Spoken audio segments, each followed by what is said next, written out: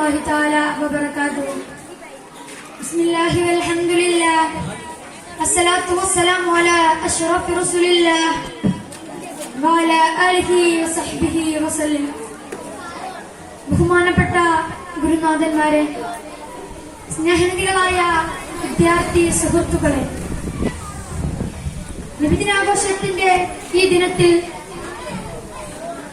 അനുഗ്രഹീതമായ ഈ വേദിയിൽ കാരുണ്യത്തിന്റെ പ്രവാചകൻ എന്ന വിഷയത്തെ പുരസ്കരിച്ച് സ്വല്പം നിങ്ങളുമായി പങ്കുവെക്കാൻ തൗഫീഖ് നൽകിയ അല്ലാഹുവിനെ ഞാൻ സ്തുതിക്കട്ടെ.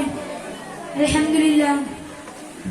കാരുണ്യ കടാക്ഷം നിറഞ്ഞു കവിഞ്ഞ് പടർന്നൊഴുകുന്നതാണ് മുത്തളി മുഹമ്മദ് മുസ്തഫ സല്ലല്ലാഹു അലൈഹി വസല്ലമ തങ്ങളുടെ ജീവിതത്തിന്റെ നഭോമണ്ഡലങ്ങളും ഒരിടത്ത് വമാ അർസൽനാക ഇല്ലാ റഹ്മതൻ ലിൽ ആലമീൻ എന്ന് റബ്ബുൽ ഇസ്സത്ത് പരിചയപ്പെടുത്തുമ്പോൾ ഖുർആനിൽ തന്നെ സൂറത്തുൽ തൗബയിലെ 128 ആയത്തിലെ റഊഫുർ റഹീം എന്ന തന്റെ കിടച്ചാപ്പുകൾ പറ്റ കാരുണ്യത്തിന്റെ അങ്ങേയറ്റം യോജിപ്പിക്കുന്ന രണ്ട് വിശേഷണങ്ങൾ മുഹമ്മദ് നബി സല്ലല്ലാഹു അലൈഹി വസല്ലമ തങ്ങൾക്ക് ചേർത്ത് കൊടുക്കുകയാണ് അല്ലാഹു ജല്ല ജലാൽ.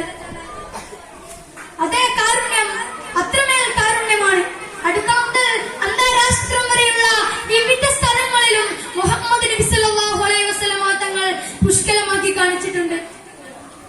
അബൂ സഈദ് അൽ-ഖുദരി റളിയല്ലാഹു അൻഹുയുടെ വാക്കുകൾ അവിടുത്തെ ജീവിതത്തെ പറ്റിയുള്ള സർവ്വതല സ്പർശിയായ വിളംബരമാണ് എടുത്തു നൽകിയത്. ഇന്നൻ നബി കാന യഖ്ലിഫുൽ ബഗീറ, മുഹമ്മദ് നബി സല്ലല്ലാഹു അലൈഹി വസല്ലമ തങ്ങൾ ഒട്ടകത്തിന് പുല്ല് ചെത്തി കൊടുക്കുമായിരുന്നു. വയഖുമ്മുൽ ബൈത്ത്, വീടടിച്ച് വൃത്തിയാക്കുമായിരുന്നു. വയഖ്സിഫുൻ നഗ്ല, പൊട്ടിപ്പോയ ചെരുപ്പിന്റെ വാർ നന്നാക്കിയെടുക്കുമായിരുന്നു. വയർഖഉ സൗബ്, വസ്ത്രം തുന്നിച്ചേർക്കുമായിരുന്നു. വയഹ്തിബുഷാത്ത്, ആടിന്റെ പാൽ കറക്കുമായിരുന്നു. വകാന യുസാഫിഉ ഗനിയ്യം വഫഖീറ, ധനികർക്കും ദരിദ്രർക്കും ഷേക്ക് ഹാൻഡ് കൊടുക്കുമായിരുന്നു. വകാന ലയ്യിദുൽ ഖുൽഖ്, മൃദുല സ്വഭാവമായിരുന്നു. റഖീഖുൽ ഖൽബ്, ലോല ഹൃദയമായിരുന്നു. റഹീമൻ ബികുല്ലി മുസ്ലിം, സർവ്വ വിശ്വാസികളോടും കാരുണ്യവാനായിരുന്നു. നീണ്ടൊരു വാക്യത്തിന്റെ ചെറുഭാഗം മാത്രമാണ് ഞാനിവിടെ വിശദീകരിച്ചത്. നോക്കൂ, സ്വന്തക്കാരോട് മാത്രമല്ല, വിവിധ ജാതിയിലുള്ള മനുഷ്യർ, മൃഗങ്ങൾ, മിണ്ടാപ്രാണികൾ, സസ്യലതാദികളോടും എങ്ങും എവിടെയും എപ്പോഴും കാരുണ്യവാനായിരുന്നു. സുഹൃത്തെ, അതുകൊണ്ട് തന്നെയാണ് തമ്മിലിടഞ്ഞും അഹങ്കരിച്ചും കരൾ കൊത്തിപ്പറിച്ചും പുലർച്ചാത്ത ഗോത്രക്കുറുമ്പിനെ കാട്ടുകൗര്യങ്ങളെ ശാന്തി സങ്കീർത്തനമാക്കിയ നായിക എന്ന് മലയാളത്തിലെ കവി സുകുമാർ കക്കാട് വരച്ചിടുമ്പോൾ ആംഗലേയ സാഹിത്യ കുലപതികളായ മൈക്കൽ എച്ച് ഹാർട്ടും ആർണോൾഡ് ഡോയിബിയും തോമസ് കാർലൈലും ജോർജ് ബെർണാൻഷയും ലാമാർട്ടിനും മുഹമ്മദ് അസദും എല്ലാവരും വാനോയം പുകഴ്ത്തി.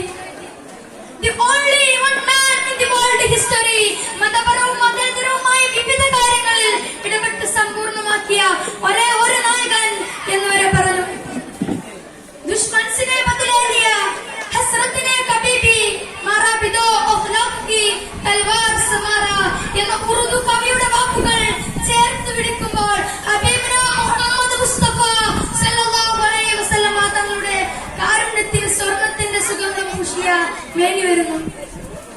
അതെ, എങ്ങനെ വരാതിരിക്കും? പിറന്നു വീണ മണ്ണിൽ നിന്ന് ആട്ടി ഒളിച്ച ഖുറൈശിത്തന്മാർ ആലിന പോലെയുള്ള ഫതഹു മക്കയുടെ തന്റെ സമക്ഷം പഞ്ചപുച്ഛമടക്കി നിൽക്കുമ്പോൾ അവിടുന്ന് പറഞ്ഞത് അൻതും തുലഖാ, നിങ്ങൾ സ്വതന്ത്രരല്ല എന്നായിരുന്നു. ജീവിക്കുമ്പോൾ മരണവാസിയായപ്പോൾ ഈ പാരത്രിക ലോകത്തും നാം കണ്ടത് അവിടുത്തെ കാരുണ്യമാണ്. ഇനി കാണാനിരിക്കുന്നതും അവിടുത്തെ വിശാലമായ കാരുണ്യമാണ്. കാരുണ്യം ചാലിച്ചെടുത്ത ഈ സദ്ഗുണ സമ്പന്നമായ പെരുമാറ്റത്തിന് കാരണമായത് ഖുർആൻ എടുത്തു പറഞ്ഞ രണ്ട് ജനറ്റിക് ക്വാളിറ്റീസ് നമുക്ക് വിലയിരുത്താം.